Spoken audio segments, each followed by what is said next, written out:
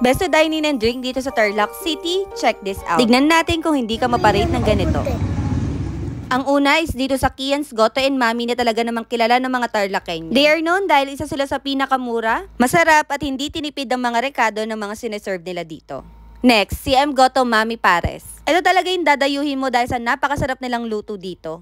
Actually, ito talaga yung pinakapaboritong lugawan dahil kapag natikman mo yung kanilang luto is talagang masasabi mo na there's something special. Iba talaga ang lutong kapangpangan, no? Sa lasa ng pagkain na ihahain nila sa'yo, mapapa-thumbs up ka talaga.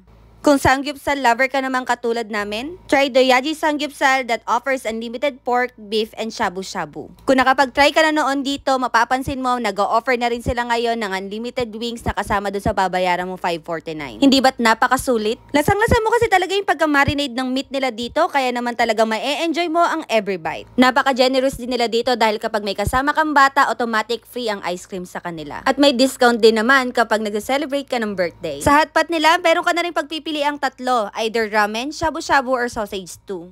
Ang slices ng meat nila is talaga namang napakanipis dahil nakita ko na sila na mismo ang nagkakat ng mga ito. Next, ito naman Chego Samgyupsal na talaga namang pinipilahan ng mga tao. Katulad ng Doyaji, unlimited grill sila dito, merong hot pot, side dishes, and drinks. Ang lamang dito is meron silang steam egg and corn cheese. Pagdating naman sa meat nila is talaga namang napakasarap at pareha sa Doyaji. Malalasahan mo talaga kung gaano ka-quality ang nilagay nilang pang-marinade dito. Sa hot pot nila, you have 3 options as well, either shabu-shabu, ramen, or soup tteokbokki. Sa pantanggal umay naman, hindi man kasama itong ice cream, merong included na ganitong dessert sa $5.49. Kung Japanese cuisine naman ang usapan, hindi rin naman magpapahuli itong Yoshimitsu. Their restaurant offers unlimited yakiniku, included na dyan ang seafood at ang kanilang drinks. Advance na nga sila pagdating sa system ng pag-order. Kaya naman i-ready mo yung cellphone mo dahil may ibibigay silang QR code para makakonect ka sa system nila. Sobrang daming pagpipilian dito kaya naman talagang super masusulit mo ang ibabayad mo dito. Pinaka nagustuhan ko itong karagi nila, skewers na may iba't ibang meat katulad ng pork and tuna.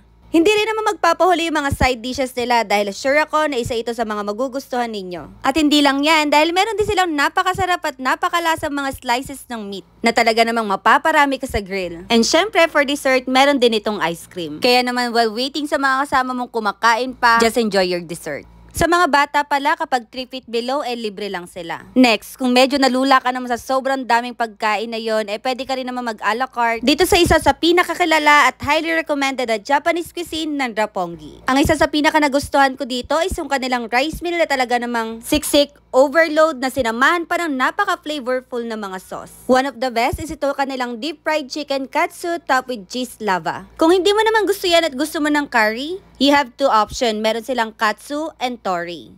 And kung usapang ramen naman, isi-try mo tong lava ramen nila. Pero kung hindi ka fan na maanghang, try mo yung tonkotsu ramen.